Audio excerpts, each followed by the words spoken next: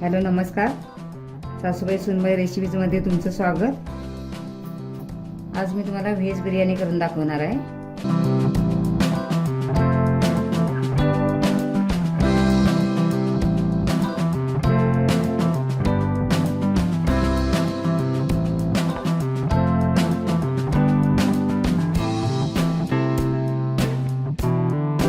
तर त्यासाठी लागणार आहे साहित्य आहे. एक कांदे मोठे मोठे 4-5 मी चिरून घेतलेले एरियाचे. हा फ्लावर घेतलाय पाव किलो म्हणजे 250 ग्रॅम. हे पाव किलो 250 ग्रॅम हे हिरवा मटार घेतलाय सोलून.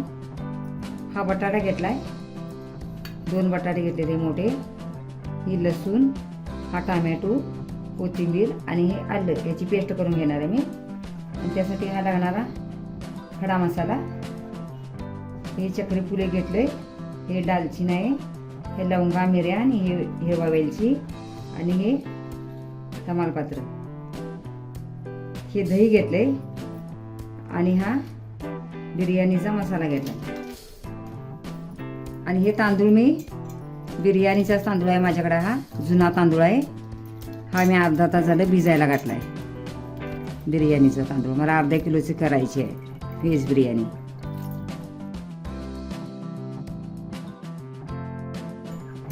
हे आलं लसूण टोमॅटो कोथिंबीर ही पेस्ट केलेली आहे.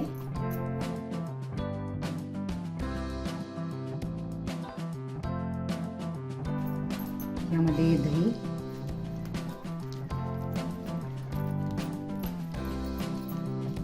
माझ्याकडे घरचं दही नाही, मी विकतची आणलेली आहे. दही घातलेलं आहे. यामध्ये हळद पावडर 1 चमचा टाकणार आहे मी. आणि आता तिखट चवीनुसार टाकायचं आहे. हे आमचं कोल्हापुरी तिखट आहे. त्यामध्ये सगळा मसालाच असतो, त्यामुळे आम्ही जिरं धन्याची पावडर काय टाकत नाही. हा बिर्याणीचा मसाला आहे माझ्याकडे, तो टाकणार आहे मी. मला अर्ध्या किलोची बिर्याणी करायची आहे.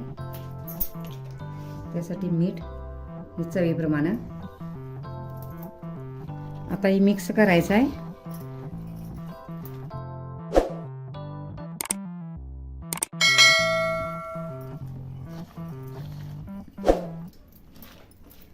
आता मिक्स करून झालेला आहे. आता ह्याला अर्ध्या तासासाठी भिजत ठेवायचं आहे, मॅरिनेट करून ठेवायचं आहे. गॅसवर मी पातेलं ठेवलेलं आहे, त्यामध्ये पाणी घातलेलं आहे. 1-1.5 लिटर पाणी ठेवलेलं आहे मी, म्हणजे थोडं पाणी जरा जास्तच लागतं त्या भात उकळून घेण्यासाठी तांदूळ. आता पाणी उकळून घ्यायचं आहे. पाणी ठेवलेलं आहे, त्यामध्ये आता खडा मसाला हा टाकायचा आहे. आता या पाण्याला उकळी आणायची आहे. आता मीठ घालायचं आहे चवीप्रमाणे. थोडंसं तेल घालायचं, गोड तेल. आता ह्यामध्ये 1 चमचाभर तेल टाकायचं, गोड तेल.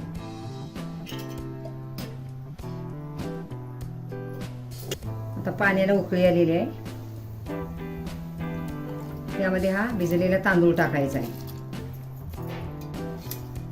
आणि 1 उकळी आणायची आहे.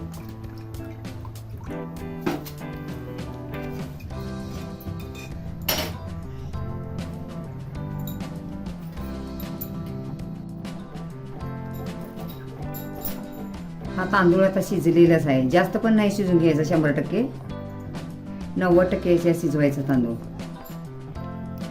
मी आता ह्यामधलं पाणी काढून घेणार आहे. मी आता गॅसवर कढई ठेवली आहे, त्यामध्ये तेल टाकून मी थोडासा कांदा तळून घेणार आहे.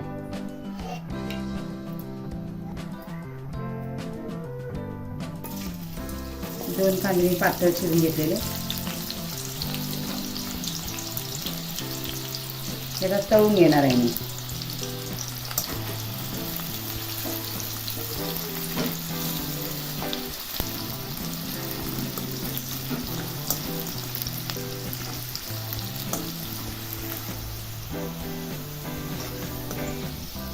माझा कांदा आता तळूनच झालेला आहे, मी काढून घेणार आहे.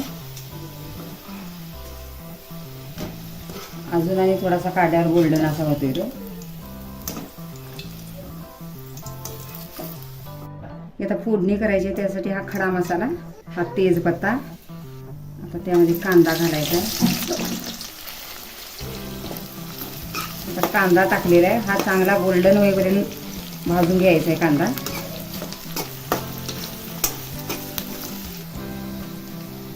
हळद मी थोडीशी घालणार आहे कारण का मी त्या भाजीत पण घातलेली आहे हळद.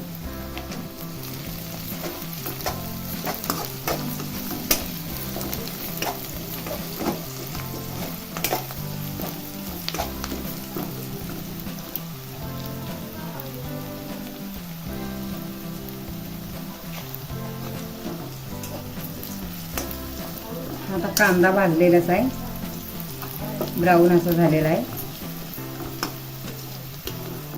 त्यामध्ये आता या भाज्या घालणार आहे मी. अर्धा तास झालेला आहे आता.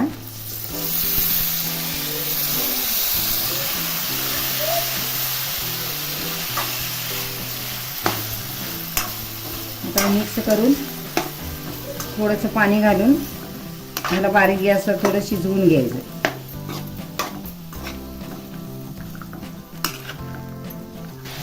त्यामध्ये आता थोडं पाणी घालायचं आहे. मी गरमच करून घेतले पाणी. हे गरम करूनच टाकायचं आहे पाणी, म्हणजे त्याला चांगली चव येते. 1 वाटी पाणी टाकलेलं आहे मी गरम करून. आता हे बारीक गॅस करून शिजवून घ्यायचं आहे. जास्त पण शिजवायचं नाही पूर्ण.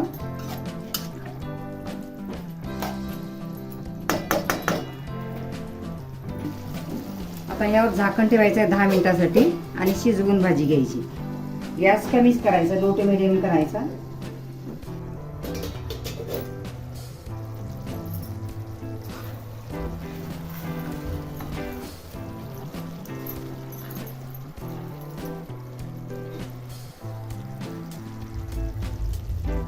आता भाजी शिजलेलीच आहे.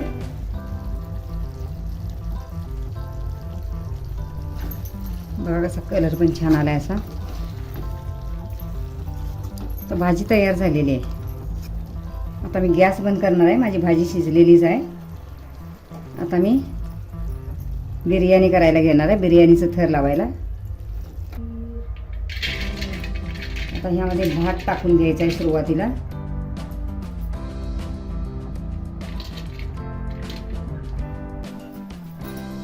आता भाताचा थर लावलेला आहे. आता भाजी टाकून घ्यायची, भाजी घालायची यामध्ये.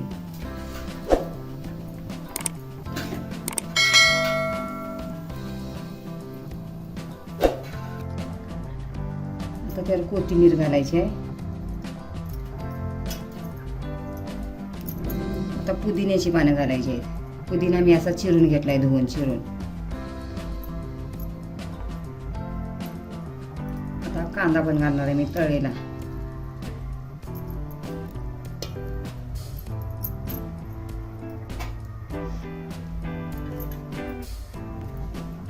परत आता मी भात टाकणार आहे.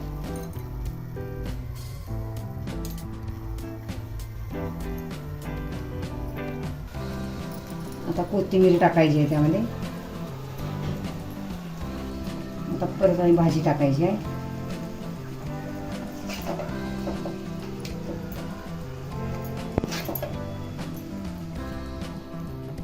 आता परत यामध्ये भात घालायचा आहे.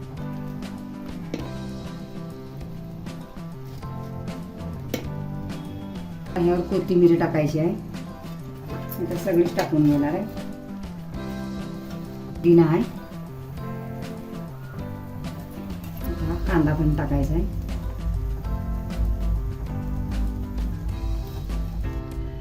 आता एक तूप आहे माझ्याकडे गावरान, ते मी आता घालणार आहे. तूप जरा जास्त घातलं तरी पण भात छान होतो. हा माझ्याकडे थोडासा कलर आहे. कलर खायचाच नाही पण थोडं छान वाटतंय, त्यामुळे थोडासा मी कलर चुटकीवर घेतलेला आहे. तो मी आता टाकणार आहे त्यामध्ये. हा हिरवा कलर आहे, तो पण थोडासा घेतलाय मी. आता 10 मिनिटासाठी याला बारीक गॅस करून झाकण ठेवणार आहे.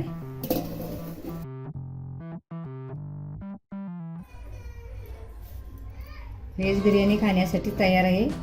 आता 10 मिनिटांना ठेवून उघडलेले बघा किती छान दिसायला लागली. आमचा व्हिडिओ आवडेल आमच्या चॅनलला शेअर लाईक सबस्क्राईब करायला विसरू नका. तोपर्यंत मस्त खा, स्वस्त राहा. पुन्हा भेटूया अशाच नवीन व्हिडिओसोबत. तोपर्यंत धन्यवाद.